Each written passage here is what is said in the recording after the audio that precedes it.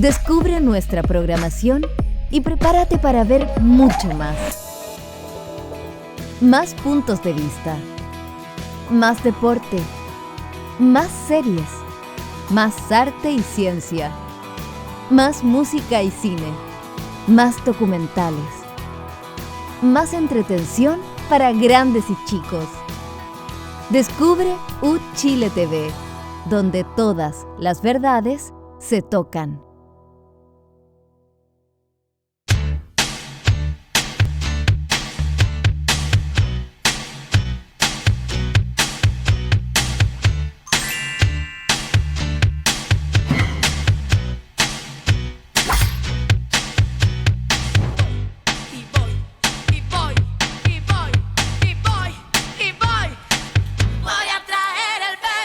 Bienvenidas y bienvenidos a un nuevo capítulo de Descabelladas.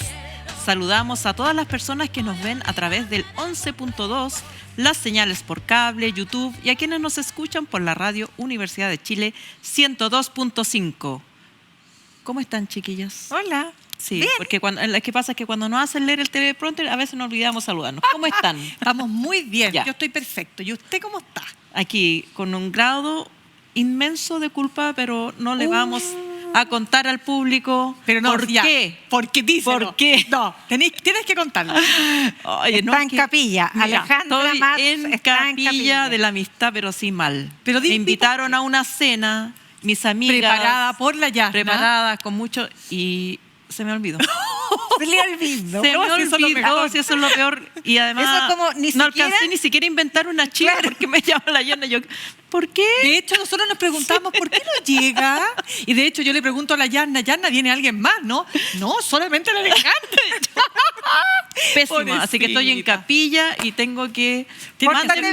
mándenme ideas que no cuesten plata, por favor, de cómo voy a compensar a mis amigas. Exactamente. Ya, Muy pero bien. eso no es lo importante hoy día. Por supuesto, lo importante es que conversaremos sobre el alza en las cuentas de la luz y la reciente aprobación en la Cámara de Diputados de la solicitud para remover a la presidenta del Instituto Nacional de Derechos Humanos, Consuelo Contreras. También abordaremos el levantamiento del secreto bancario y qué está pasando en el mundo con Trump y Biden y cómo interpretar la victoria de la ultraderecha en las elecciones legislativas francesas. Todo eso y más hoy en Descabelladas. Ups. No me ¿Qué mires más a mí. les tenemos que decir? Tenemos una invitada. Tenemos Sí, una invitada muy importante que es la presidenta del Women Economic Forum, aquí donde todos mis amigos que saben que hablo inglés me empiezan a ver cómo está el inglés, a ver cómo está el inglés. Y de la Cámara de Mujeres y Negocios en Chile, Nicole Verdugo, con quien hablaremos sobre equidad de género en puestos de trabajo y oportunidades laborales, especialmente en los puestos ejecutivos. Ya, pasemos a nuestro tema, que el tiempo siempre se nos va volando. Mira a la Yasna primero. Yasna. Yo hice Bueno. la comida que no te comiste, así que parte tú nomás. Yasna solo tendrá la palabra hoy. Yasna forever. Exacto. Bueno, Bueno, ya hemos tratado este tema, pero ha continuado creciendo la oferta del gobierno de ampliar los subsidios a esta cuenta de la luz que, según el presidente, hay que pagarla porque cuenta que no se paga sale más cara. No ha logrado aplacar la inquietud tanto en la oposición como en las filas oficialistas. ¿Qué nos puedes decir? Fue bueno el eslogan del presidente, ¿eh? Además, la ministra de Mujeres después le agregó, y las mujeres dueñas de casa lo saben súper bien porque somos las mejores pagadoras, que es cierto. Pero, dicho eso, yo creo que es difícil lograr el récord de opacar el mismo día en que debutaba el salario mínimo de 500.000 pesos, un acto histórico. En 30 años no se había reajustado el salario mínimo, y cómo opacarlo con un problema interno, sobre todo dentro del oficialismo, es como que hay que tener una no destreza insólita. Pero, dicho eso, es todavía más grave porque el gobierno tenía todas las de ganar en este debate y no lo aprovechó. Y digo todas porque durante la tramitación legislativa del proyecto de estabilización de tarifas, que es el que da lugar a estos 3 tramos de reajuste con un subsidio que había sido considerado insuficiente, el gobierno pidió, patrocinando una indicación, que se aprobara un impuesto verde para poder lograr un subsidio de mayor alcance. Y fue la derecha la que lo rechazó. ¿Quién se enteró de eso? Nadie. Entonces era el minuto para poder política y comunicacionalmente explotar un esfuerzo que efectivamente se hizo para que el subsidio fuera mayor, y finalmente aparece el gobierno siendo presionado a ponerse las manos al bolsillo por la oposición, que además había jugado el papel completamente inverso. Ahora, dicho esto, creo que hay que tener mucho cuidado, porque el proyecto de ley que triplica este subsidio inicial para 4,5 millones de familias se va a mandar en agosto recién. Y en el intertanto va a pasar la emergencia, va a pasar la angustia de que la luz empezó a reajustarse ayer 1 de julio, anteayer 1 de julio. Las empresas mineras, que son una de las grandes perjudicadas porque van a tener que pagar una sobretasa, ellas negocian directamente con los proveedores de electricidad las tarifas, y en el proyecto de financiamiento de esta ampliación del subsidio se les va a cobrar una sobretasa. Ya desplegaron la Corte de los Lamentos. Hoy día partieron al Congreso a explicar que no se les puede seguir aumentando la carga a ellos, y todos sabemos que el lobby de ciertas industrias es bastante persuasivo en los sectores que hoy día son mayoritarios en la Cámara. Entonces, no daría por triunfadora la iniciativa que aumenta el reajuste con las fuentes de financiamiento que aumenta, perdón, el subsidio con las fuentes de financiamiento que definió el gobierno, que son esta sobretasa de los grandes consumidores de energía, que son el aumento del IVA, que va a haber mayor recaudación de IVA porque van a subir las tarifas y por lo tanto se va a pagar más por ello. Y la tercera fuente, que en este minuto no me acuerdo, pero ustedes me pueden ayudar.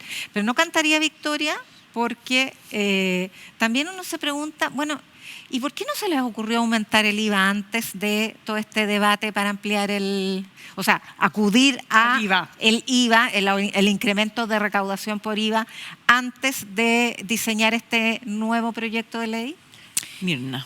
A mí lo que me parece que, primero, el espectáculo que muestra el Congreso, y es bastante transversal, porque cuando vemos un partido como el PPD que va a presentar un recurso de protección, cuando vemos parlamentarios que dicen que acá no se les entregó toda la información, cuando se sabe que hubo innumerables reuniones con un ministro Pardo que efectivamente se desplegó, eso es bien reconocido, él se desplegó para dar toda la información que había, pero no fue sino hasta que el Banco Central levanta las alertas y dice, ups, esto va a tener efecto en la inflación, cuando los parlamentarios, que por supuesto todos tiran agua a su molino, saltan y dicen, esto hay que, aquí no tuvimos la información. Entonces ellos se desentienden de una decisión que tomaron ellos mismos. No olvidemos que el Senado aprobó este tercer proyecto de ley con unanimidad.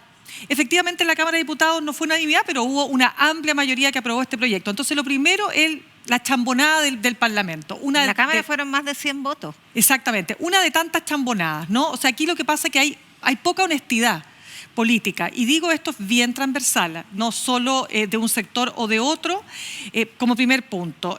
Lo segundo es que, claro, efectivamente, cuando llegue la primera cuenta de la luz, estamos todos ahorrando, ¿o no? O sea, el ser humano normal y de a pie que vive en este país está ya ahorrando, porque los sueldos son bajos, porque no hay un reajuste al mismo nivel de lo que va a significar, enfrentar esta alza que puede llegar 30, 40, 50% y hasta 60% va a llegar en enero próximo. Y porque como el alza va a ser paulatina, una de las alzas más importantes va a ser en octubre. ¿Y qué pasa en octubre?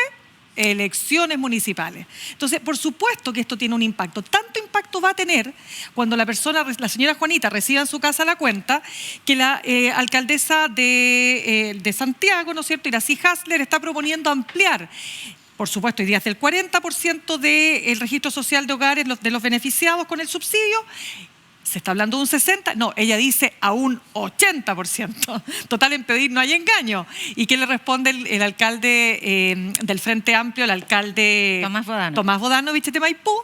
Dice, hay que ser, momentito, una cosa es ir en favor de la familia, pero hay que ser responsable. Entonces, este es como, iba a decir una palabra fea. Palo con... Ya, pero es que estamos en la radio de la Universidad de Chile, pues. Palo con excremento. Es un palo con excremento que nadie quiere tocar. Un palo con ese que el que lo toca sale... Ya, ustedes saben. Entonces, es un tema complejo. A ver, yo creo que es cierto que uno puede descontar de los parlamentarios que digan que no es culpa de ellos, que los engañaron. Digamos, hemos visto esta declaración otras veces, pero parece que sí hubo falta de información al punto que hubo oficios que mandó la Cámara al Ministerio de Energía, que el Ministerio de Energía no respondió, y hubo que recurrir en algunos casos a la ley de transparencia para obtener información. Pero de todos modos los parlamentarios debieron haber votado o haber levantado alertas. Votar en coherencia. Claro. Yo creo que aquí hay un problema que es previo, que es el problema del ministro Pardo. El ministro Pardo es abogado y con mucha experiencia en economía, en temas de políticas públicas, pero no es experto en energía. Y esto le ha ocasionado problemas no solo fuera del ministerio, sino que dentro del ministerio. Tiene un clima interno bastante alterado. Se dedicó el año pasado a viajar con su subsecretario, Luis Felipe Ramos, para impulsar el desarrollo de la industria del hidrógeno verde. El hidrógeno verde es un tema que le interesa a Europa y, por supuesto, podría ser una industria interesante para Chile, pero no resuelve, ni está lejos, ni remotamente de resolver el problema de la producción de energía en Chile. Esto se critica en los pasillos de los sectores de energía a gritos. Digamos que el ministro sabía, su tarea principal era este problema de cómo se va a resolver el pago de las cuentas de la luz. ¿Y qué hizo?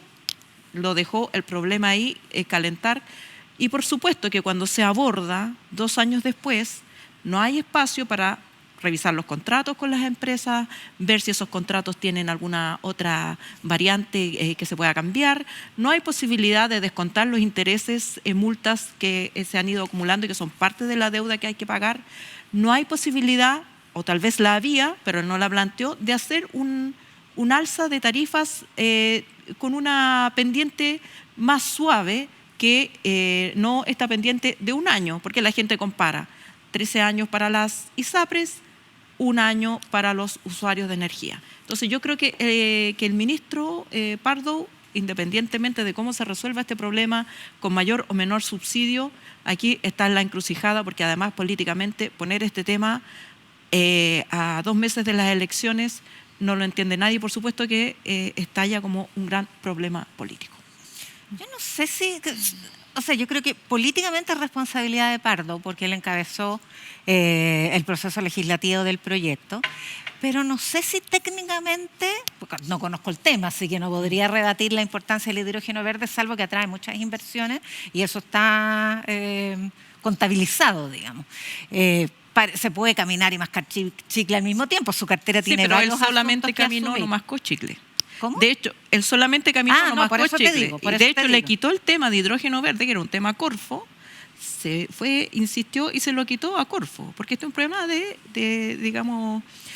incentivo a la industria. No, estoy diciendo que me declaro incompetente para debatir el tema técnico, pero el año pasado, en agosto, se descongeló la tarifa de transporte público, que es una cuestión que tiene el mismo origen, el estallido social, más directo desde el punto de vista simbólico, porque no eran 30 pesos, eran 30 años, eran los 30 pesos del transporte público lo que se había tenido que congelar, no eran los 50, 20% y 30% que es la escalada de reajuste de la cuenta de luz.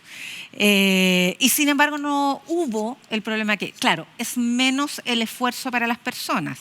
Se logró un reajuste mucho más escalonado, mucho menor. Es un sector que tiene un presupuesto de subsidio estatal el transporte permanente, pero también creo que hay que considerar la estrechez fiscal que está viviendo Chile producto de las distintas ampliaciones que venían mal. Me está llamando Pardo. Pardo, ya, Sí, pues para decirme contéstale al ministro. que le diga a la Ale que no hable, que no lo ande pelando. Y no hablemos Parece de los que te viáticos, escucharon. porque ahí sí que está la escoba. Lo voy a contestar parece? mejor. No, o sea, aquí las mineras dicen que ellas no pueden pagar más sobretasa. El impuesto verde, por supuesto, que las empresas carbón van a decir que no pueden.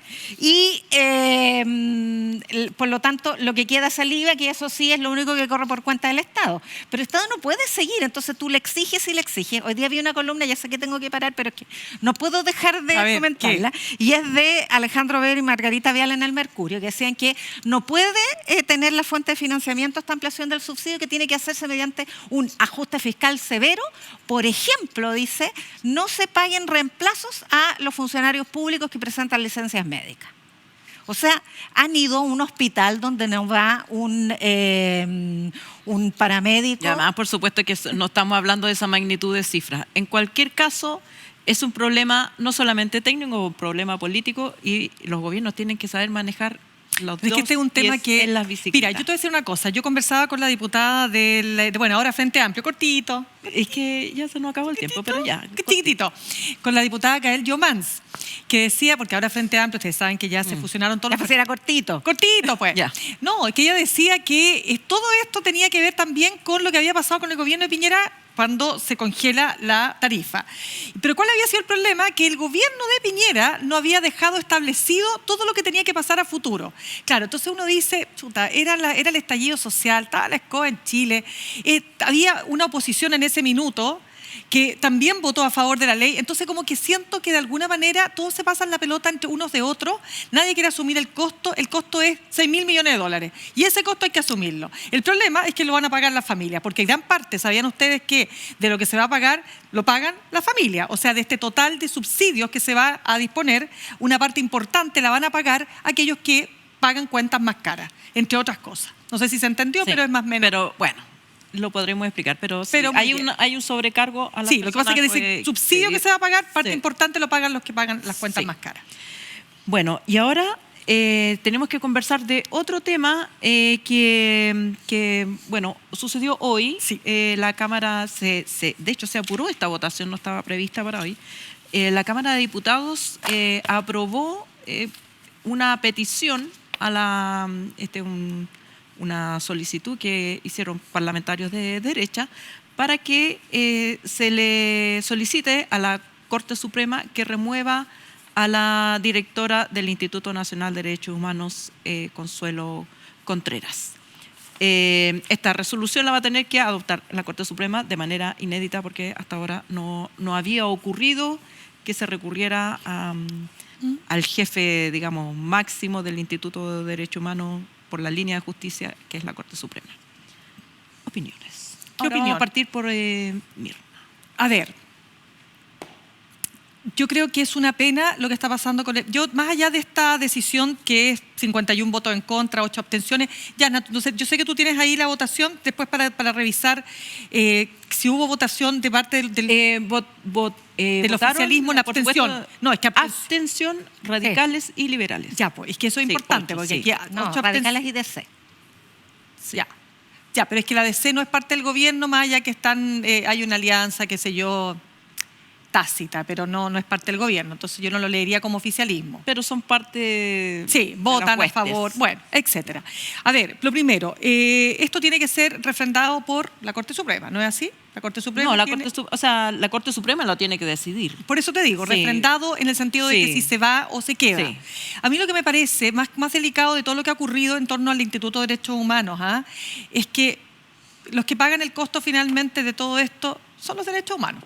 Porque un instituto como este, que debiera estar por sobre el bien y el mal, ¿no? Y ojalá no caer, o sea, no estar sujeto a tanta tensión política que ha vivido en las últimas semanas, ¿no? Ya sea por la querella que presentaron en contra de posible ¿cómo se dice? Prevaricación. No, pero la querella que presenta por Negligencia inexcusable. no, por tráfico de influencia. La que presenta el La que instituto. presenta el Instituto Ya. de Derechos Humanos por Que es la que tráfico. ocasiona esta... Que ocasiona, donde luego esa querella, ¿no es cierto?, que en lo que respectaba o tenía que ver con Mario Desbordes es desestimada en primera instancia, porque eso tiene que hay una apelación, ¿no es cierto?, a la Corte de Apelaciones, pero para no enredar esto. Hemos estado semanas, 3 semanas, ¿no es cierto?, con este tema, y yo creo que eso le hace mal al instituto, independiente, como digo, de si es Consuelo Contreras va a ser la persona que va a continuar a la cabeza de esta institución. A mí lo que me preocupa es lo dañada que queda la institución. Eso creo que para mí es lo más relevante. Ahora, el INDH es una institución que ha estado acontecida desde el día en que se fundó. Y eso tiene una explicación absolutamente nítida. Y es que a la derecha en Chile no le gustan los derechos humanos. Y no es que no le gusten los derechos humanos como derechos inalienables de las personas por el hecho de ser personas. Por supuesto, a todos gozamos de derechos humanos. No le gusta el concepto. Y no le gusta el concepto porque yo creo que ideológicamente no lo entiende, porque a la derecha de Venezuela, a la derecha de Europa del Este, sí le gustan mucho los derechos humanos porque son sectores que políticamente han sufrido su vulneración. En Chile no, po. Por lo tanto lo consideran un tema de la izquierda. Y los manifestantes son de izquierda, los detenidos desaparecidos durante la dictadura eran de izquierda, entonces esto es un tema de izquierda. Y eso se ve reforzado por una anomalía que en mi opinión es virtuosa en el nombramiento de las autoridades del INDH, porque a diferencia de otros órganos autónomos del Estado, colegiados, cuyos miembros tienen origen en distintos poderes, en la Corte Suprema, en el Senado, en el presidente, aquí se incorpora, además de 2 elegidos por la Cámara de Diputados, 2 elegidos por el Senado, 2 elegidos por el presidente, 1 elegido por los decanos de las universidades del CRUCH, se incorporan 4 que son designados por las organizaciones de la sociedad civil. Y eso es lo que inclina la balanza. ¿Por qué? Por razones culturales también, políticas culturales e históricas, las organizaciones de la sociedad civil en Chile tampoco son de derecha. Entonces, pero eso no es un problema ni del sistema de nombramiento, no es un problema del quehacer de la institución, es un problema de la derecha chilena. Entonces tienen que resolverlo porque de verdad es muy complejo para el desarrollo democrático que haya un sector político, en este caso la derecha, pudo haber sido otro, que no le dé la valoración que tienen los derechos humanos. Ahora, hubo un momento en Chile, o ha habido tal vez varios momentos, pero yo recuerdo un momento en particular que fue la entrega del informe Rettig, donde la derecha sí hizo sectores importantes, no todas, sectores importantes, sí hicieron mea culpa respecto a las violaciones a los derechos humanos en dictadura y también... y los cómplices pasivos. Claro. O sea, para los 40 años. Entonces yo creo que ha habido un retroceso en esa comprensión de que los derechos humanos, la defensa de los derechos humanos, ojalá no debiera tener color político. Los derechos humanos, la defensa de los derechos humanos y la persecución de violadores a los derechos humanos debiera ser una causa de toda persona democrática. En dictadura no solamente hubo personas de izquierda que defendían los derechos humanos, hubo importantes abogados de derecha que fueron a los tribunales con un cartelito a decir necesita abogado, yo lo voy a defender, claro. Que fueron y se pusieron a disposición de la Vicaría de la Solidaridad. Entonces, por las razones que sean, creo que la sociedad democrática chilena tiene una obligación con recuperar esa convicción y valorar o darle las atribuciones o el lugar que merece el Instituto de Derechos Humanos en esa comisión, sin esquivar el hecho, las críticas de que fue la mejor estrategia presentar esta querella, no fue la mejor estrategia, que yo creo que también es válido hacerlo. Lo que pasa es que yo no sería tan drástica como tú, Yasna, respecto de que la derecha no valora los derechos humanos. Yo creo que la derecha lo que resiente es la sensación de que el Instituto de Derechos Humanos está muy politizado y muy cargado hacia un lado. Claro, esto tiene una historia también que tiene que ver con el estallido social, ¿no es cierto? Claro, porque ocurren una serie de actos, el Instituto regentado en ese minuto por Sergio Mico, que no vamos a decir que es de izquierda, y Sergio Mico presenta además más de 3.000 querellas, ¿verdad?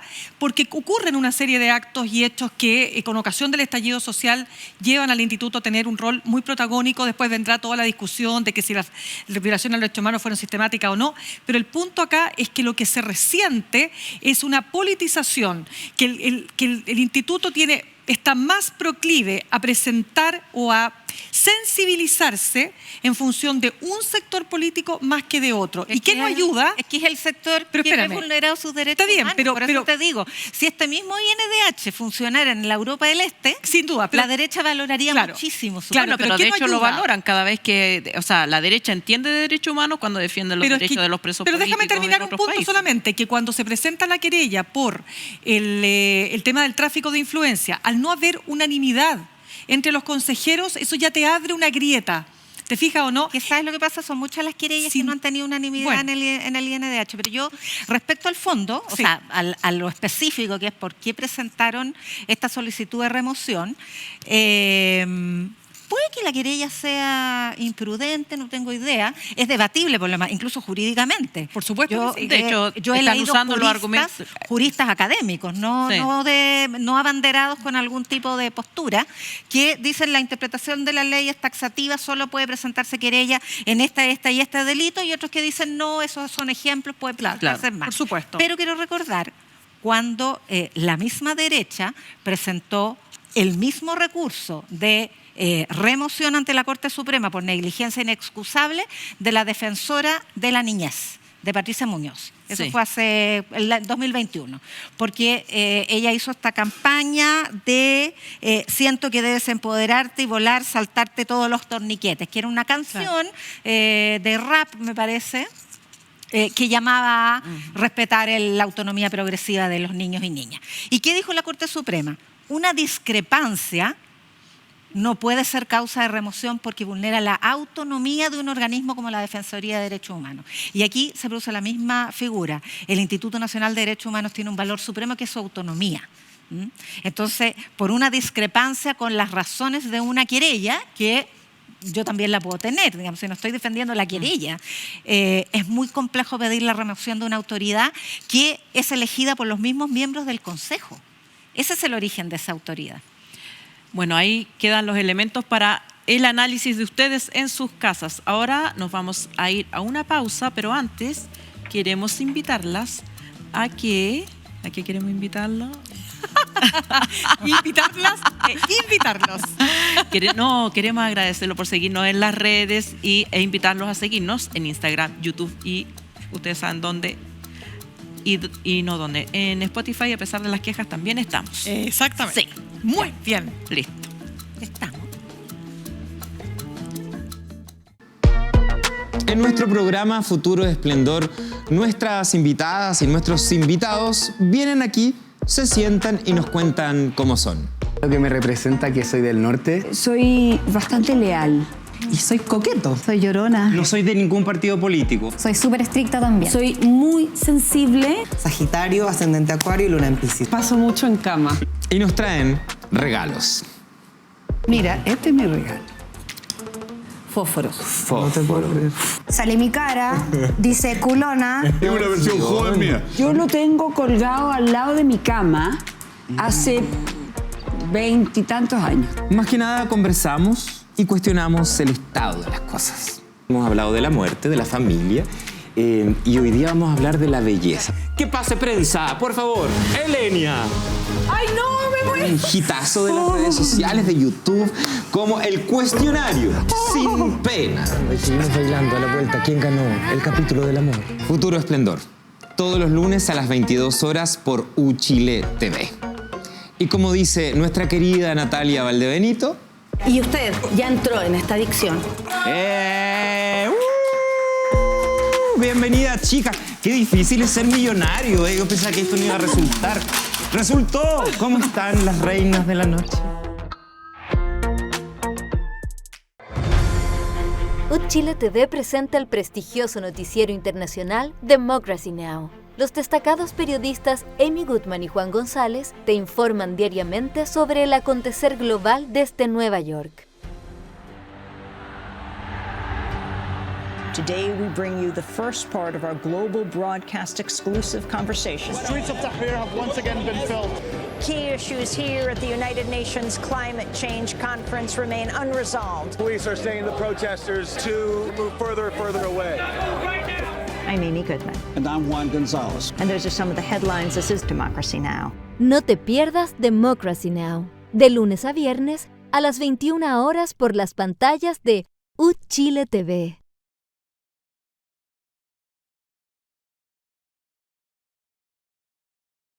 Bueno, como son muy descabelladas mis compañeras, por supuesto, seguimos hablando de la pausa en momentos en que estamos en cámara, pero exacto. No importa, estamos de vuelta. Es que estamos hablando siempre. Siempre. Sabes que las mujeres tenemos en cámara, fuera de cámara, durmiendo. Exacto. Hablamos.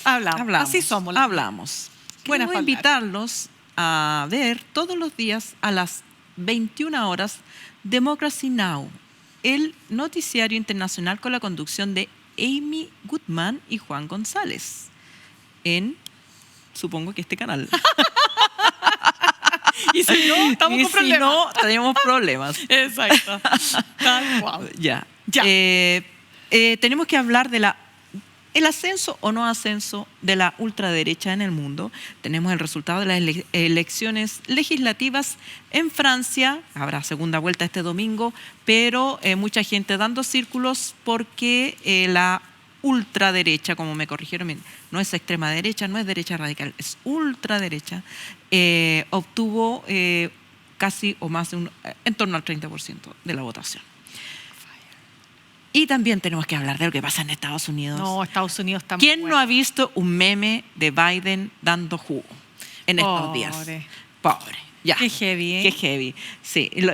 Lo terrible es que estaba al lado de una persona que miente, que está convicta por delitos federales. Tremendo. Es que eso es el mundo al revés, ¿ah? Pero sí.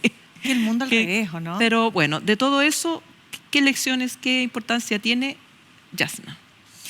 Bueno, las dos cosas muestran de qué manera la amenaza del populismo nacionalista de ultraderecha, le pongo todos esos adjetivos, claro. Está tan viva.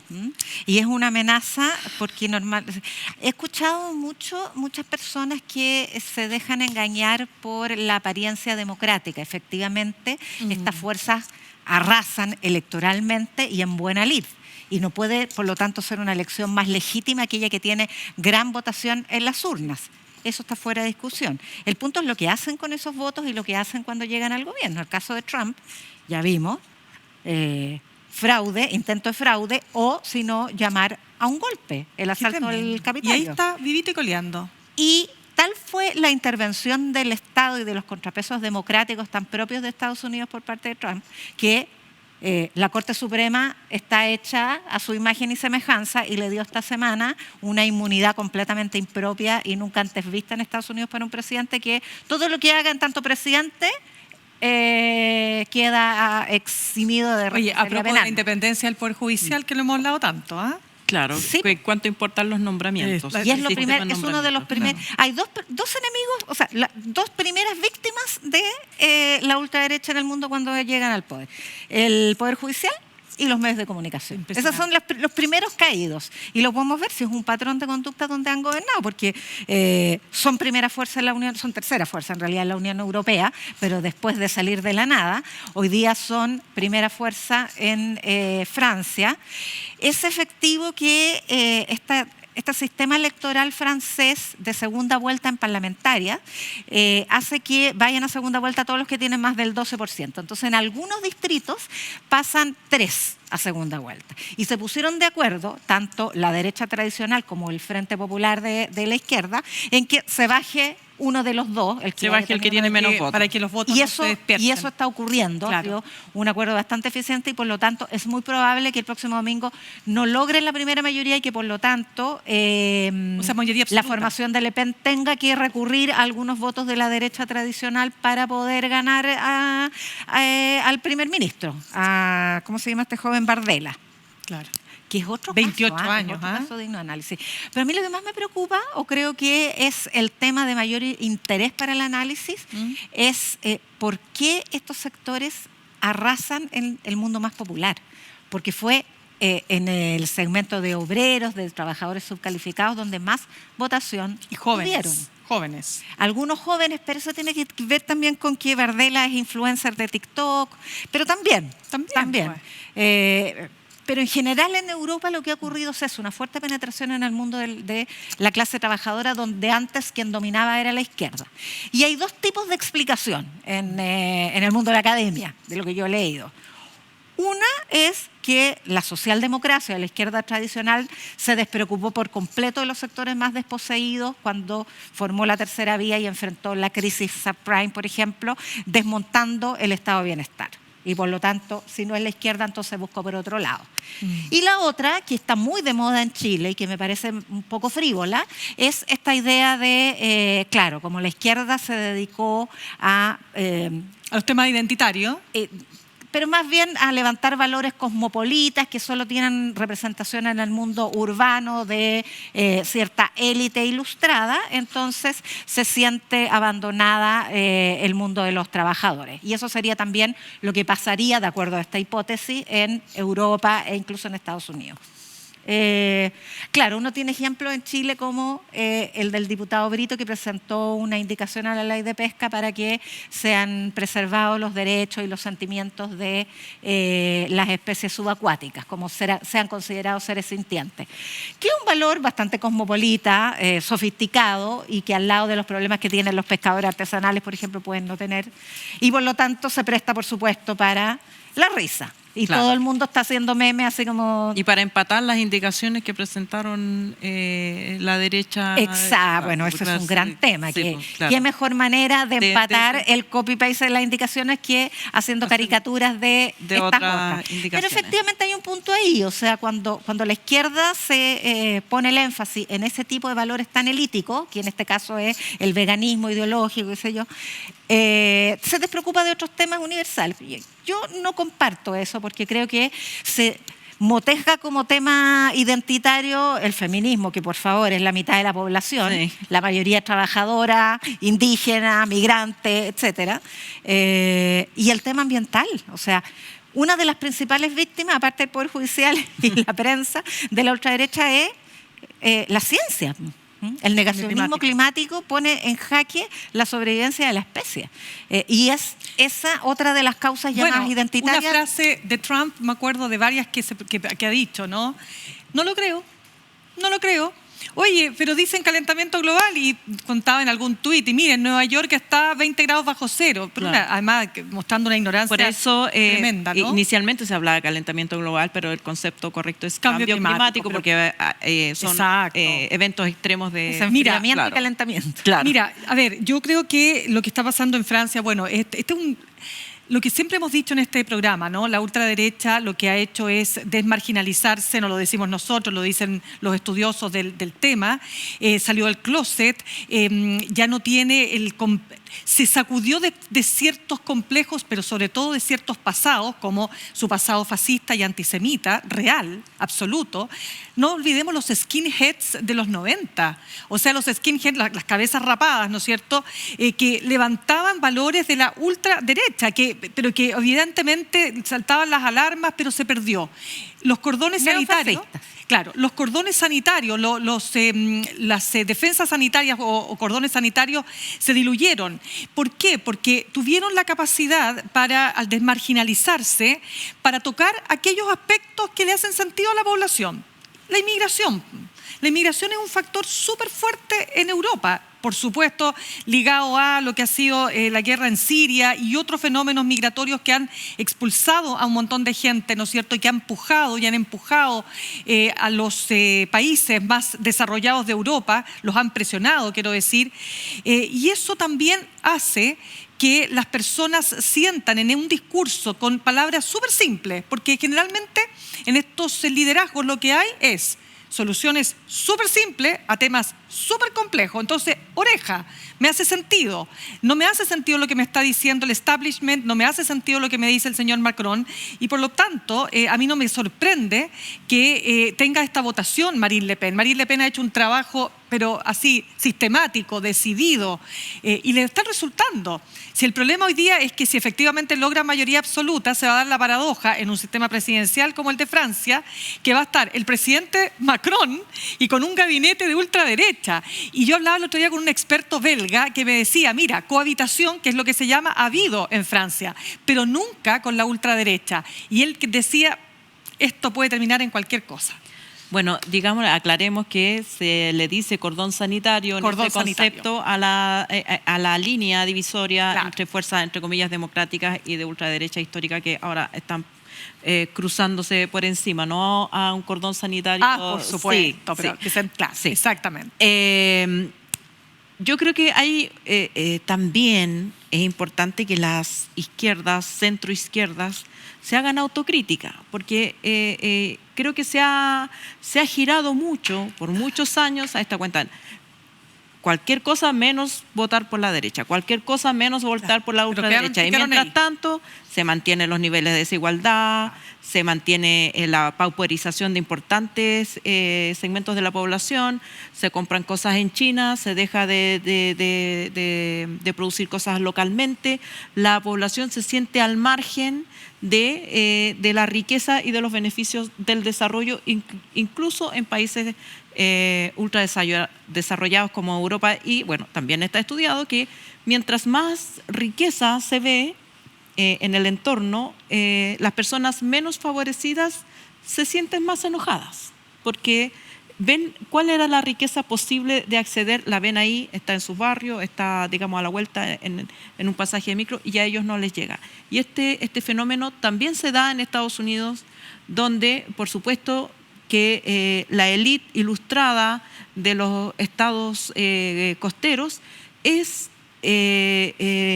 más progresista que los ciudadanos más pobres del centro o más hacia el interior de Estados Unidos. Y eso es lo que alimenta a Trump. No es que Trump tenga... Trump podría no decir nada, y hay gente que va a votar por él igual, porque es gente que está enrabiada. Está enrabiada que el sueño americano no se cumple. Pero dicho esto, yo creo que en Estados Unidos, además, porque esta es una conclusión que saca cualquier persona joven que vive en Estados Unidos o que ha vivido en Estados Unidos, como mi hija, que dice, ¿cómo es posible que en 330 millones de habitantes, estos dos hombres seniles, los dos, porque uno un poquito menos senil que el otro, seniles, uno delincuente, el otro un señor que, digamos, no se puede expresar de corrido, sean los dos únicos candidatos posibles para una elección de la potencia principal de Estados Unidos? ¿Y por qué sucede así? Porque candidatas excelentísimas como Kamala Harris, que es la vicepresidenta actual, tiene que cargar con el racismo y el sexismo estadounidense. Estados Unidos no ha tenido nunca una presidenta mujer, como nosotros sí tenemos la suerte de haber tenido. Tuvo a un afrodescendiente como Barack Obama, el primero en su historia, pero bueno, ahí cuán afrodescendiente era todo, está siempre un tema de discusión, pero tener los dos atributos es difícil en un país donde la política también se mueve a zonas seguras. No se van a... les cuesta arriesgarse con una persona que puede ser muy importante e influyente, pero tiene estos atributos que no a la población estadounidense podría no gustarles. Sí, déjame hacerte un alcance ahí, porque me parece súper interesante porque nosotros hablábamos con la Ale, estábamos hablando precisamente de por qué Kamala Harris no había logrado despegar, ¿no? Y yo creo que esa hipótesis me parece súper plausible. No la han dejado y de hecho lo que se señala es que tampoco este señor Biden, que no lo ha hecho mal. Lo que pasa es que ya son muchos años, ¿no?, a cargo de uno de los países, del país más poderoso del mundo o de los países más poderosos del mundo. Pero no la han dejado despegar porque el caballero también acapara espacio, y su partido tampoco la ha levantado. Biden, digamos que era un operador parlamentario. Claro. Biden entró al Parlamento en 1973. Sí, pues.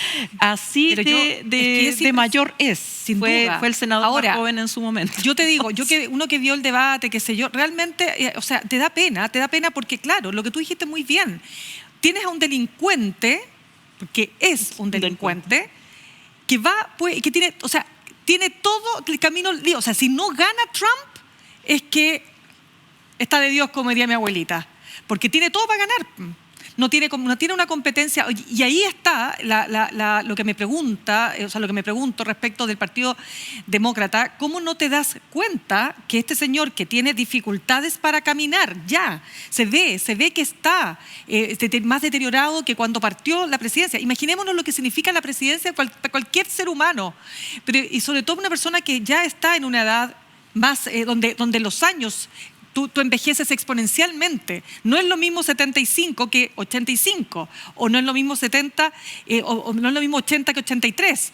Entonces, me llama la atención que este partido no haya sido capaz de advertir esto, y nos venimos a dar cuenta en el debate. En el debate, sí. ¿Sí o no? Que hay una irresponsabilidad también grande y conservadurismo, sí, el conservadurismo de las fuerzas progresistas. Esa paradoja. Exacto. Hemos dicho. Tenemos que cambiar de tema, lamentablemente. Ya. Así que vamos a nuestro siguiente tema de conversación, que tiene que ver con las cuentas de supermercado. Temas de los que seguimos hablando, porque no se han resuelto. Uno quisiera que tratara el tema, y la próxima semana ya no lo trata más porque se resolvió. Lamentablemente no es así. Seguimos hablando del secreto bancario, donde ha habido una ofensiva de la derecha por sofisticar un poquito más su negativa a que se flexibilice el secreto bancario, diciendo, por ejemplo, que no se le quiere dar a una autoridad política como el director de Impuestos Internos la ventaja de acceder a las cuentas del supermercado. ¿Qué puedes opinar tú, Yasna? Y a ver si me perdonas. Eso se cayó solo. No conozco a nadie que no se haya reído de eso, pero es que además, claro, estamos hablando. Como los peces sintiendo. El principal desafío con respecto al secreto bancario no es solamente el proyecto de evasión y elusión tributaria, sino que es el de lavado de dinero. Y ahí no es impuestos internos el que se va a tener la atribución en caso de que se apruebe este sistema, subsistema de inteligencia financiera, sino que es la unidad de análisis financiera, que está en otra parte, y que además es una unidad autónoma cuyo director lo elige el sistema de autodirección pública, no tiene mayor cuestionamiento, y es una necesidad de primer orden para poder perseguir el sofisticado crimen organizado que tenemos en Chile. Yo traje la cuña del fiscal regional de Arica, Mario Carrera, que es el que está investigando el Tren de Aragua. Comillas, si como abogado tuviera que orientar a una organización criminal, le diría que si tiene que elegir un país donde poner su dinero, vaya a un país como Chile.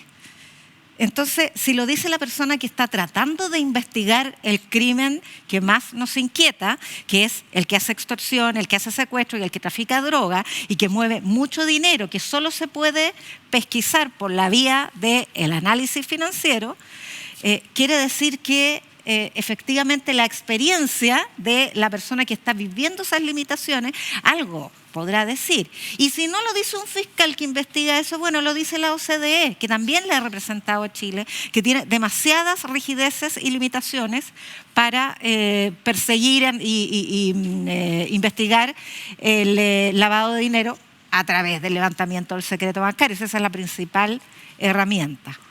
Ahora, respecto de evasión y elusión, que es la otra cuerpo legal, proyecto de ley por el cual se quiere flexibilizar el levantamiento del secreto bancario, creo que el gobierno, o más bien Mario Marcel, no sé quién, hizo una jugada maestra esta semana y fue poner a cargo de impuestos internos a Alfredo Echeverri, Javier Echeverri. ¿Verdad? Javier.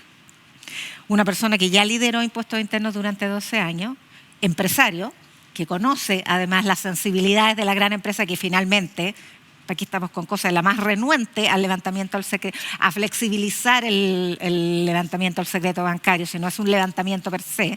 Y además una persona con vínculos con la UDI, él es el padrastro del senador Felipe Kast. Así es. Entonces, creo que esa fue una jugada que además venía urdiéndose hace más de un mes, de acuerdo a lo que se ha sabido, por eso él postuló vía Sistema de Alta Dirección Pública también a un cargo para poder ser subrogante, porque no puede ser subrogante alguien que viene de fuera. Yo creo que eso va a desentrampar un poco y pienso que son demasiado sofisticadas las explicaciones que tiene que dar la derecha para seguir oponiéndose. No creo que aquí tenga alguna posibilidad de escabullir, porque además esta hora, a la vuelta de la esquina, son proyectos que se están votando en este minuto. Y es ahora cuando se establece este debate. Sí, a mí me parece un interesante debate porque puja respecto de un tema que para un sector es muy importante, como es señales concretas y claras para combatir el crimen organizado.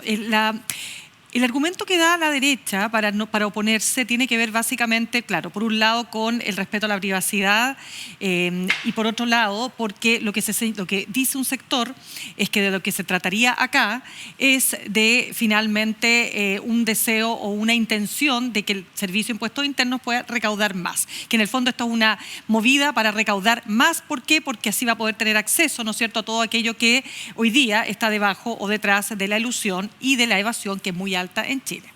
Bueno, dicho lo anterior, déjame decir algo respecto de lo que dice el senador Macaya. Cuando el senador Macaya dice que no está dispuesto a que le vean la cuenta del supermercado, la verdad es que más allá del chascarro, porque es una mala frase o es un mal ejemplo, lo que ni con una nueva ley ni con la actual se podría saber lo que compró en el supermercado. O sea, nadie va a ver si compró 4 yogurt, un cuarto de queso o, no sé, 5 kilos de papas. ¿Por qué? Porque realmente se puede determinar es si el senador Macaya pasó por la caja que dice boleta o por la caja que dice factura. No sé, eres la misma caja que te pregunta, boleta o factura. Exactamente. Ni Boleta, siquiera tienes que ir a otra caja. A mí cuando me preguntan, a mí te juro que me da vergüenza. Sí. Me da vergüenza. O sea, pero igual das factura. Porque tú estás... con vergüenza de la factura. Pero tú dices, se pone colorada y dice... uno está con la lechuga, con toda factura y tú dices, es que bueno, este es Chile, así esto es lo que pasa, ¿no? Y eso es una cosita de este porte comparado con lo que se elude o con lo que se evade. Pero bueno, eso no va a ocurrir.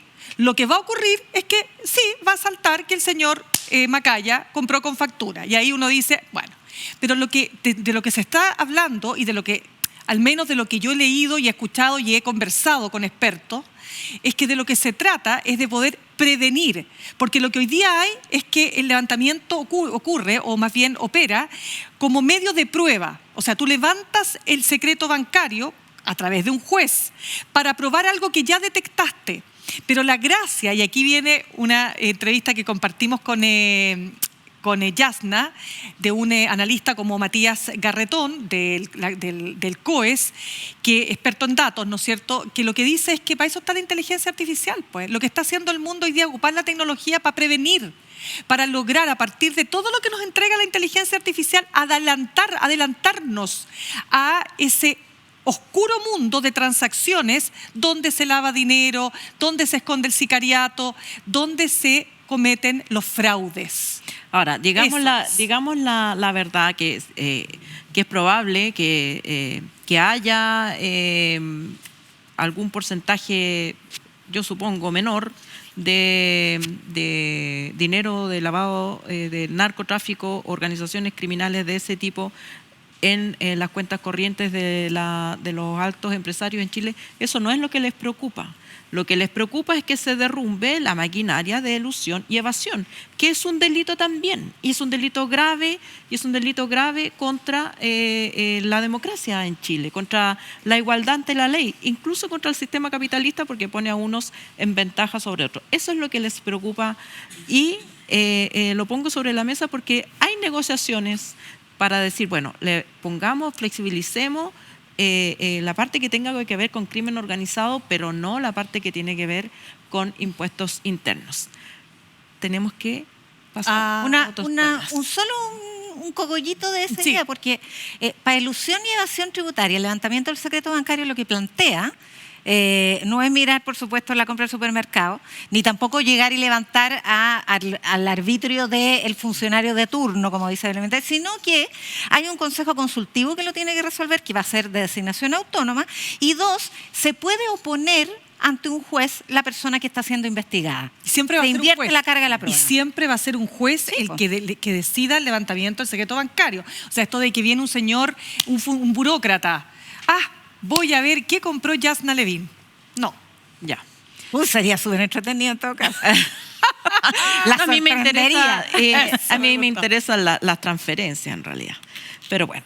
Bueno, las transferencias bancarias. No, las tuyas. ¿A dónde le pagaste? ¿A quién le pagaste? ¿Quién te deposita platita y a quién le depositas tu platita? Vamos a una pausa y ya volvemos con nuestra invitada.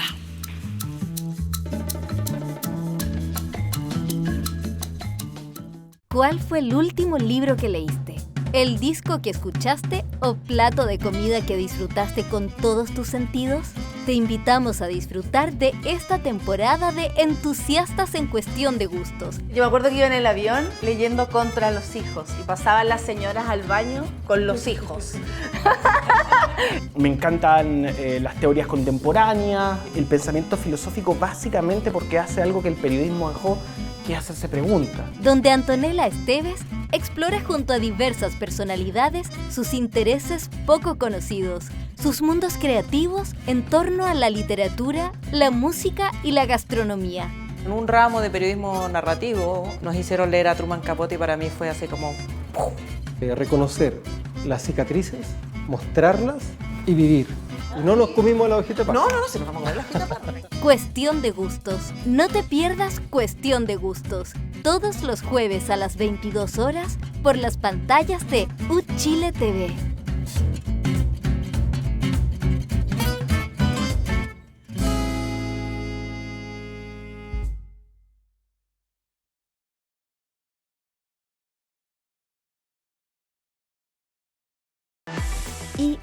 ¿Ahora qué hacemos? Conversaciones sobre los avances en ciencia, tecnología e innovación. ¿Qué es la inteligencia artificial y cuáles son sus implicaciones en nuestra vida? ¿Ahora qué hacemos? Todos los sábados a las 20:30 horas por UChile TV.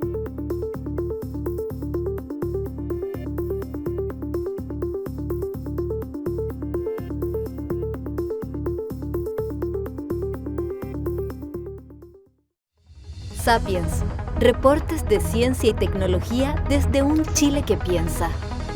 Nuestro territorio es un inmenso laboratorio y te invitamos a descubrirlo. Viaja junto a los mejores equipos científicos desde el interior de las células hasta las más lejanas galaxias. Medio ambiente, el cuidado de la naturaleza y los adelantos de la sociedad. El conocimiento y la innovación de hoy. Encuéntrate con Sapiens, reportes de ciencia y tecnología para un Chile que piensa. Todos los sábados a las 21 horas por UChile TV.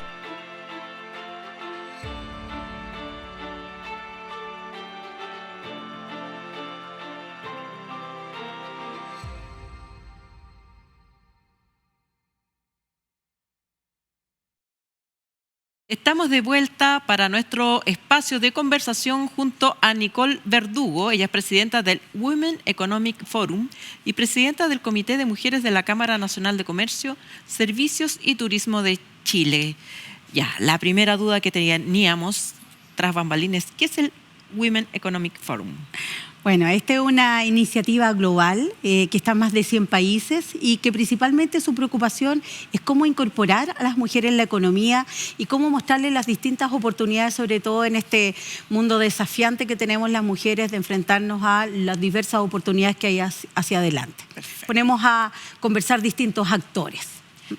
En ese contexto, queríamos saber, ¿cuál es tu opinión, por ejemplo, respecto del alza de la luz y cómo afecta a las mujeres en específico?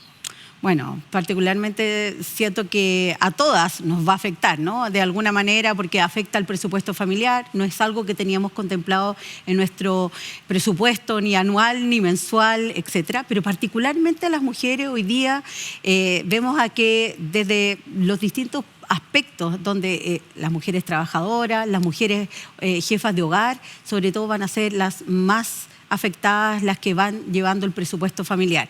Esa es una carga que no teníamos prevista y que sobre todo va a afectar a los hogares más pobres, donde efectivamente las mujeres también están mayormente representadas. Bueno, dice el gobierno que las mujeres son las que mejores pagadoras. ¿Te parece un argumento válido? Como para el tema del alza de la luz, sí. No, somos las mejores pagadoras cuando asumimos un crédito. Además, nuestros créditos que pedimos son muy pequeños, somos adversas al riesgo, nos da susto, por lo cual esto va a afectar no solo al presupuesto como familiar, sino que también a lo que puedan ser, por ejemplo, los emprendimientos. Hoy día la mayor cantidad de mujeres que se salió del mundo del trabajo en la pandemia entró en los emprendimientos, entonces también va a afectar a esos emprendimientos liderados por mujeres. Nos preocupa, estamos alerta y bueno, también tratando de generar estas conversaciones para que estos distintos actores, como decía, la empresa privada, el mundo de las políticas públicas, las organizaciones de mujeres también, pongamos estos temas en el centro que son los que van a afectar y vamos a verlo pronto. Esto ya comenzó a regir, el próximo mes en las cuentas de la luz vamos a ver cómo nos damos cuenta cómo eso está afectando a cada uno. Muchos dicen es muy poco lo que va a subir, pero no es muy poco para un presupuesto cuando la familia, por ejemplo, solo depende del sueldo de la mujer, ¿no? O sea, para las que tengan el subsidio va a ser un poco menos, como 8.000, pero son los menos. No, a propósito de esto de que las mujeres somos mejores pagadoras, mucho más cumplidoras en los plazos y todo eso, pero bien maltratadas por la banca. En general hay y todas las estadísticas que he visto, corrígeme tú si me equivoco, hay una castigo. Claro, una verdadera discriminación a las mujeres al momento de otorgar crédito. Tiene que ver con los ingresos, tiene que ver... ¿Cuál es el indicador económico que lleva la banca a eso? Mira, hemos estado en distintas conversaciones. Esto viene una conversación hace rato. Me tocó trabajar, yo trabajé en el servicio público, año 2014-2018. Existió un estudio que se hizo en esa época de las SBIF, que hoy día es la CMDF. Particularmente Eric Parrado, que era su director en esa época, hizo un estudio particular como del comportamiento que tenían las mujeres.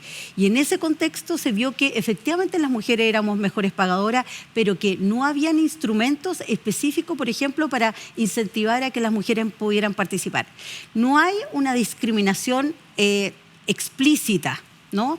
Hay distintos tipos de discriminaciones, según nuestro parecer, en lo que es la banca. Primero, las mujeres pedimos créditos más pequeños, por lo cual esos créditos pequeños siempre son mayormente castigados. Segundo, la ley de sociedad conyugal. Es otro de los temas que efectivamente hay que tocar porque muchas mujeres no son afectas a los créditos. No somos dueñas de patrimonio, no somos dueñas de tierra. No, en general, el comportamiento de las inversiones no ha estado dado por las mujeres. Las mujeres, el 80% de las inversiones que hacemos las mujeres es en la familia. No tenemos inversiones como los hombres de comprarse un terreno, comprarse un auto, y eso ha sido históricamente porque no fuimos preparadas para, no preparadas, sino que hay un sesgo histórico del comportamiento que hemos tenido históricamente en la familia. Hace poco cualquier cosa que compraba una mujer era propiedad del hombre, del marido o del padre. Así es. Exactamente. Nicole, yo quiero ir a un tema que para mí se reduce o se resume más bien en un siguiente aforismo. Cuando uno dice todo tiempo pasado fue mejor, eso claramente no aplica a las mujeres. No aplica. A las mujeres todo tiempo pasado fue peor. Y nuestra realidad es mejor que la de nuestras madres respecto a nuestras abuelas y esperemos que nuestras hijas y nuestras nietas tengan una realidad mejor. La Ale me mira diciendo, te fuiste en la bola. ¿Pero por qué lo digo? Lo digo por lo siguiente. Porque... a pesar de que estamos mejorando, seguimos ganando menos que los hombres, a igual trabajo, igual experiencia, tenemos menores pensiones, vivimos más, cuidamos, somos jefas de hogar. Pucha, qué duro, ¿no? ¿Cómo dirías tú, cuál es tu diagnóstico de la situación, pero particularmente de las mujeres chilenas? Mira, has tocado todos los temas complejos con respecto a las mujeres, porque efectivamente las pensiones, y esto es consecuencia también de lo que veníamos hablando, las mujeres históricamente no participábamos del mundo del trabajo, por lo cual efectivamente, y además estamos ligadas al tema de los cuidados, pues. Las lagunas, que todas las mujeres que, por lo menos de mi edad, se dedicaron un tiempo a cuidar a los hijos porque no habían redes de apoyo, no existían salas cunas para todos, etcétera. Y además éramos discriminadas también en el mundo del trabajo. Entonces, ¿Qué duda y cabe? siempre, como teníamos menores sueldos, a propósito de la brecha salarial, también éramos las que decidíamos si había que tomar una decisión entre hombre y mujer. La mujer siempre ganaba menos, era la que se quedaba en la casa. Entonces, frente a todas esas situaciones, siento que todavía hay mucho que avanzar. No estamos en el mundo perfecto. Hay muchas cosas que hemos avanzado. Hay muchas leyes que hoy día están ayudando efectivamente a que las mujeres se puedan incorporar al mundo del trabajo, pero todavía queda mucho por hacer. Y hay cosas que hay que tener mucho cuidado, porque hay leyes y ciertas situaciones que se están dando en un contexto, por ejemplo, complejo, el teletrabajo.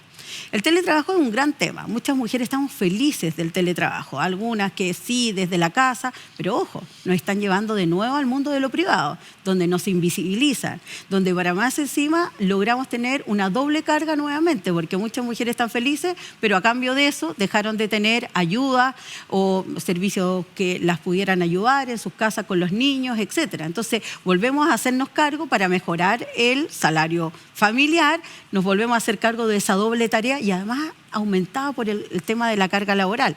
¿Cuántos no hemos recibido un llamado de alguna call center que está alguna mujer y que están llegando sus niños del colegio, está sirviendo comida al mismo tiempo de estar cumpliendo con lo que es el mundo del trabajo? Entonces, eso va a ser una carga no solo psicológica, no solo de la precariedad, que además todos asumimos que todos tenemos lugares de trabajo al interior de nuestras casas, y no es así.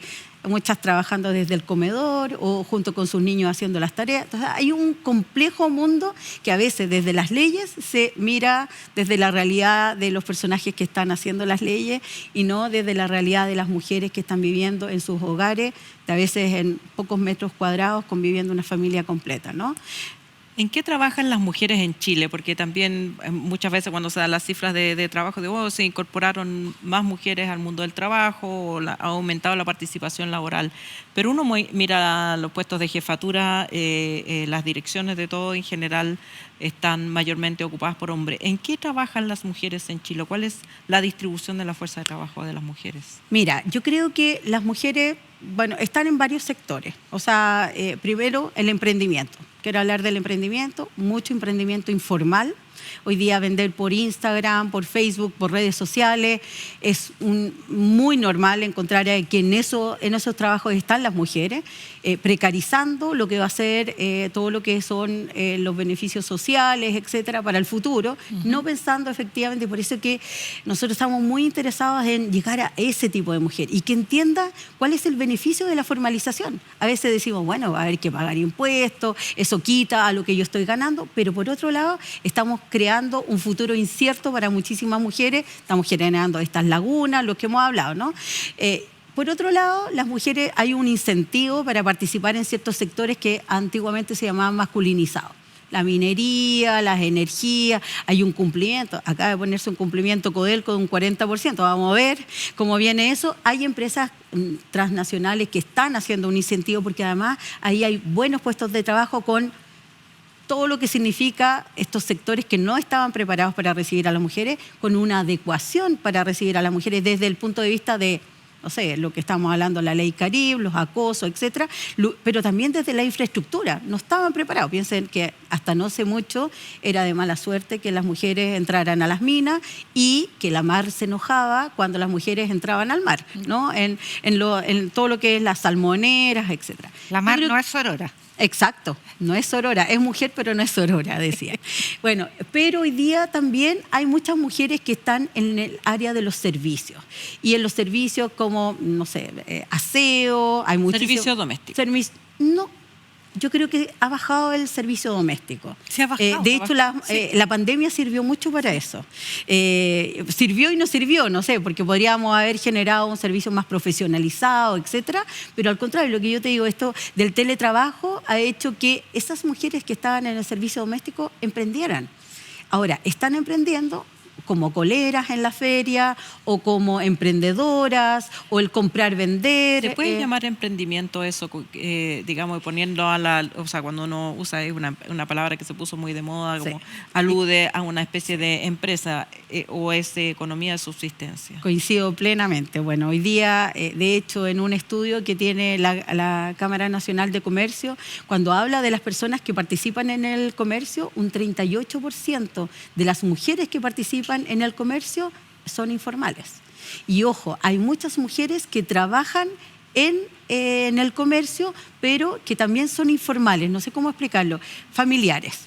Tenemos un mini market y tú eres la señora del dueño del mini market y obviamente tú no recibes salario. Claro. No recibes salario. Tremendo, no te Y puedo ahí creer. estamos sumamente preocupados. Por eso que el tema de la formalización es un gran tema que además está invisibilizado, porque es como el autoempleo, no si están trabajando, pero están trabajando desde esta empleo para de la sobrevivencia. estadística están trabajando, pero en la práctica... Exactamente. Entonces, bueno, nosotros estamos muy interesados porque además esas mujeres también tiene que ver cómo las empoderamos. ¿Ah? Hoy día conversaba contando de un evento que tenemos próximamente y les decía que una de las preocupaciones que tienen las mujeres también, yo creo, es de que les da susto ganar más dinero que sus maridos. No te puedo, todavía. No, sí, más que nunca. Y al marido le hace sentir que ojalá no ganes más, porque se empodera la mujer. Y por eso, otro lado, entonces, al pensar en el comercio, en el emprendimiento, como queramos llamarlo, porque efectivamente la palabra emprendimiento es el antiguo comerciante, ¿no? Que hoy día tiene algunas características, esto que hablan del espíritu emprendedor, etcétera, pero hoy día tenemos que llevarlo a la práctica, a que ese emprendimiento tiene que avanzar en siguientes niveles. Y ese siguiente nivel también tiene que involucrar a que la familia entienda que si a mí me va bien, nos va a ir bien a todos. Claramente. Y va a mejorar la situación de mis hijos, de mi familia, y que ese dinero que vamos a recibir va a ser un beneficio para todos. Y ahí tal vez quizás también arrastrar a esos hombres que tienen tan todavía en esa cultura machista de que el hombre es el proveedor, ¿no? Nicole, hay un tema que se llama la penalidad de la maternidad, en el sentido de que muchas mujeres están dejando de ser madres porque el costo laboral es tan alto. Así es. ¿Eso cómo se manifiesta en Chile? Yo creo que está empezando fuertemente. De hecho, antes, voy a contar un caso personal, yo tuve hijos a los 23 años y era como normal, claro. Era súper normal. Yo ya no estaba era pasadita para ciertas exactamente, épocas, exactamente. Claro. Era Sí. como, porque yo había ido a la universidad, Claro. entonces era como, había que esperar que salieras de la universidad para casarte a tener hijos, ¿no? Pero a los 18 las mujeres ya tenían hijos y todo. Hoy día nosotros vemos, y no tiene que ver con un tema como de clase social o donde estés ubicada. Muchas mujeres hoy día están postergando la maternidad por un tema laboral, por un tema de lo que significa tener un hijo, de los castigos que tenemos. ¿Y sigue habiendo castigos? Y sigue habiendo castigos, sigue habiendo castigos. Bueno, la salacuna para los 20, para la trabajadora número 20. Bueno, ojo con la ley de salacuna que viene. Estuve con la ministra el viernes y, bueno, yo siento que hay un impulso ahí y me parece muy interesante cómo viene. ¿Cómo viene? Porque viene desde la salacuna universal, primero. O sea, los hombres también son afectos a la salacuna. Los hijos no son solo, o sea, para que hoy día no tengamos estas discriminaciones que decimos, ojalá tenga 19 mujeres, porque en la número 20 ya... Hoy día creo que incluso eso se ha flexibilizado, pero la idea es que salacuna para todos. Ahora, el problema es que se ha complejizado esa conversación, a qué tipo de salacuna, cómo vamos a llegar a esa salacuna, cómo cumplimos con ese estándar también de salacuna, porque... Hemos visto, me contaba la ministra hace poco, de que, por ejemplo, ha surgido mucho estos como guarderías, ¿no? Los after school o que no sé qué, que no necesitan ninguna reglamentación, ni siquiera del personal que está trabajando ahí. Creo que tenían menos requisitos que una botillería. Porque la botillería creo que no pueden haber más alrededor de los que están cerca del vecindario, que no sé qué, pero en guardería y... Claro. Pensemos en sectores donde efectivamente las mujeres salen a trabajar, los niños salen del colegio a las 4 o 3 de la tarde, si es que no antes, ¿quién los cuida? ¿Quién los cuida? Sí. bueno, el sistema de cuidado no solamente la maternidad, y ahí también hay todo un programa para ir ampliando y reconociendo además la labor de cuidados que también recae siempre en las mujeres. Exacto. De los adultos mayores, por ejemplo, que cada vez son más. Ya no es solo la maternidad, sino que también es el cuidado de familiar. Pero yo te quería hacer Quería comentar algo con respecto a eso. Bueno, nos comentaban que existe un carnet para las cuidadoras. Y cuidadoras de niños, de adultos mayores, de enfermos, que efectivamente uno de los incentivos es que esa persona tiene muy poco tiempo para vías personales, nada, pero además para hacer trámites. Entonces creo que ahí hay todo un incentivo de poder generar que, como a las embarazadas, como a los adultos mayores, haya líneas preferenciales para estas mujeres que tienen poco tiempo para hacer distintos trámites, ¿no? Claro, y así otras cosas que podríamos ir sumando. Si este país no tuviera el tema de los cuidados, y cualquier país del mundo, de hecho se ha cuantificado en el PIB cuánto representa el tema de los cuidados si es que tuviera que pagarlo la sociedad completa, porque es parte de la labor que deberíamos de tener. Claramente. Estábamos conversando en el bloque anterior sobre Francia, a propósito de las elecciones que hay el próximo domingo, la segunda vuelta parlamentaria, y en general el auge de la ultraderecha en el mundo, que se da la paradoja que en Francia la gran líder de este movimiento protagónico es Marine Le Pen, una mujer. En Italia, Giorgia Meloni, que gobierna, y sin embargo son paradojalmente dos mujeres muy empoderadas, pero que lideran formaciones que son ideológicamente muy conservadoras, y lo primero que hacen al llegar al poder es justamente desmontar todo este sistema de protección o todas estas políticas públicas con perspectiva de género. Y eso es una amenaza, porque a propósito también decía, todo tiempo pasado fue peor, pero parece que tiempo futuro también amenaza con ser peor en estas materias, ¿no? Bueno, yo creo que hoy día uno de los desafíos que tenemos como sociedad y como mujeres, no como sociedad, como mujeres sobre todo, es que los distintos avances que hemos tenido, ¿cómo podemos hacerlo que la sociedad y las mujeres seamos las que vamos a defender esas leyes, ¿no? O sea, Argentina, ¿para qué nos vamos a ir tan lejos a Francia? Argentina y la abolición del Ministerio de la Mujer, de las leyes del aborto, etcétera, etcétera. ¿Eso por qué no podría pasar acá? Perfectamente podría pasar acá. Ahora, ¿cómo cuando eso permea en la sociedad civil? Yo creo que es el principal foco, que no se entienda que esta es una política de gobierno, que se entienda que es una política relacionada a las mujeres, y no solo a un tipo de mujeres, a las mujeres transversalmente, desde la interseccionalidad, de cómo nos afecta diferente a cada uno de los tipos de mujeres. Hoy día tenemos distintos tipos de discriminaciones por ser más joven, por ser mayor, por ser migrante, por ser, no sé, indígena, etcétera, pero hoy día somos mujeres igual y muchas de estas leyes nos benefician y nos protegen. Y ahora el foco deberá estar ahí, en cómo hoy día permeamos esas leyes para que la sociedad civil sea quienes defiendan esa ley. Voy a contar una cosa. Cuando en algún minuto se habló de la ley de cuotas, había un grupo de mujeres que eran reacias a las cuotas, sobre todo las mujeres que estaban en los directorios. Eran, no, aquí la meritocracia, tenemos que llegar por nuestros propios, no sé, estudios, méritos, etcétera. Pero hoy día las más convencidas son las mismas mujeres que están en los directorios o que quieren acceder a los directorios, porque no se dio naturalmente. Las cosas algunas veces no se dan naturalmente y por eso que tenemos que forzarlas. Si es que las cosas se dieran naturalmente, quizás ni siquiera tendríamos Ministerio de la Mujer, y si ese sería el mundo perfecto, ¿no? Pero hoy día necesitamos que sigamos impulsando distintas materias con respecto a las mujeres en distintos ámbitos, ¿no? Ale, tengo una pregunta, ¿puedo? Sí. Es que ella es la jefa hoy día. Sí. No, ¿sabes lo que pasa? Que otro de los temas que yo te mencionaba, el tema de la desigualdad salarial. En Chile, yo no sé si estoy en lo correcto, el promedio es más o menos 20%, pero hay casos que se dispara mucho más. Hasta un 35%. Hasta un 30%. Es que qué rabia. Bueno, mientras más arriba justamente iba a decir eso. Mayor la brecha. Pero dime una cosa, ¿cómo ves tú, primero que nada, la posición de los empleadores? Y dos, hay una ley que entiendo que se promulgó bajo el gobierno de la presidenta Bachelet II, ¿sí o no? Sí. Igual pega, igual paga. Pero resulta que es una ley muerta. ¿Quién va a hacer valer la ley? Sobre todo, además, porque si tú alegas, digamos, tienes altas probabilidades de que te terminen despidiendo por necesidades de la empresa.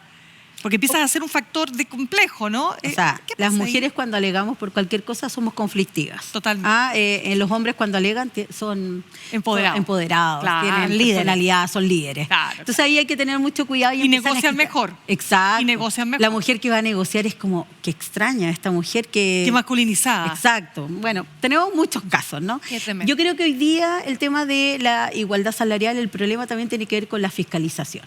Y ahí creo que hay distintas iniciativas que hoy día están buscando que las empresas transparenten efectivamente estos números, ¿no? ¿Cuánto están pagando? ¿Cuántas mujeres existen? Pero incluso privadas.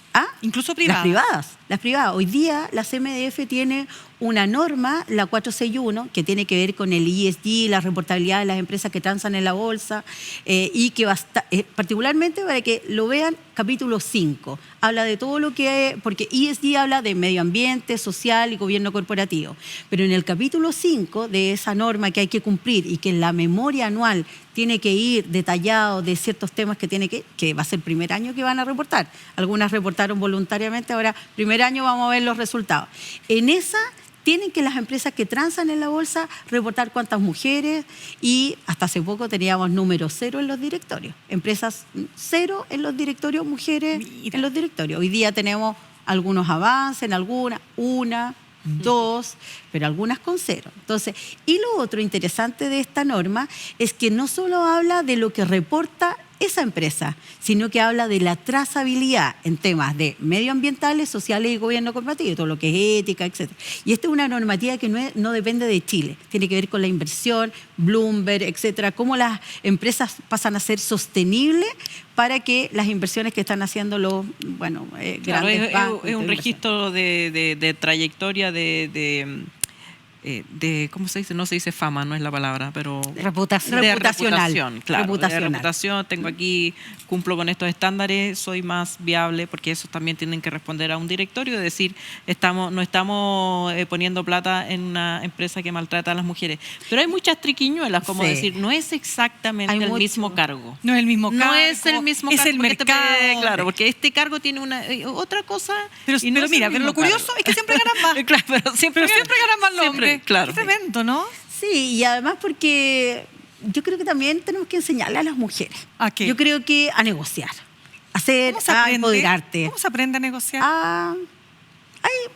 Hay técnicas de negociación. Hay muchas mujeres que son muy buenas y algunas que tú empiezas a ver, oye, sí, está en directorio, no está en uno, está en varios, sabe manejarse. Hay ciertas cosas que a veces también nos han enseñado, por ejemplo, que hablar de dinero es feo para las mujeres.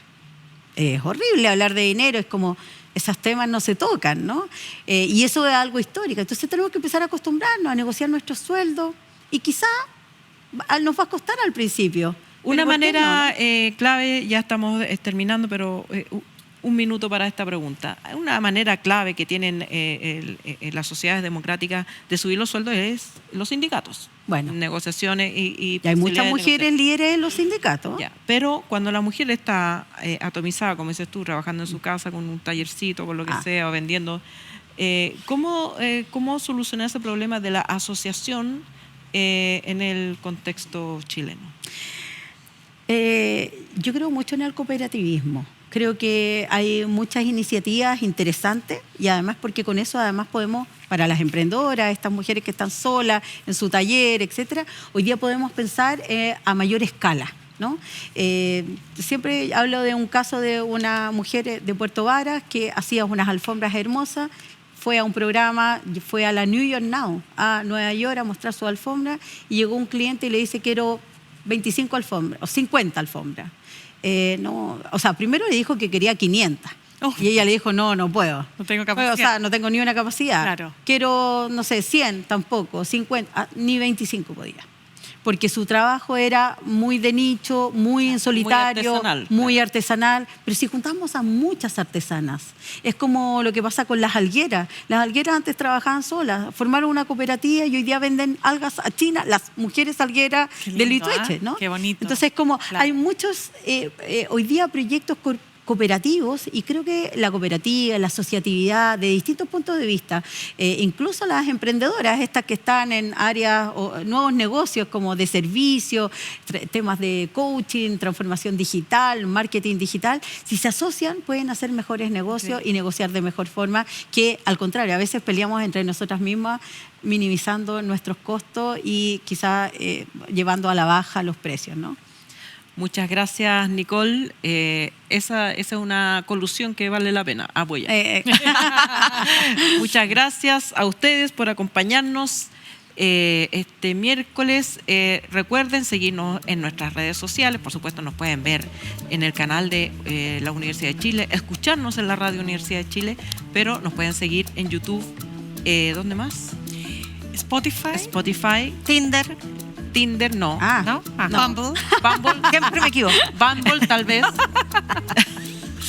¿Qué más? Instagram. Bueno, en fin. Oye, solo quiero dejarlas invitadas para el 8 de agosto, un evento para emprendedoras, efectivamente, para que avancen al siguiente nivel y ojalá a la formalización. ¿Y dónde de va a ser? emprender. ¿Dónde va a ser? Hotel Le Méridien, desde la mañana, 9 de la mañana. El antiguo Crown Plaza. Ahí en Especialmente Plaza para Italia. que todos lleguen. Sí. Exacto. Crown Plaza, el día... No, Le Méridien. pero es que la gente se va a acordar por el Crown Plaza.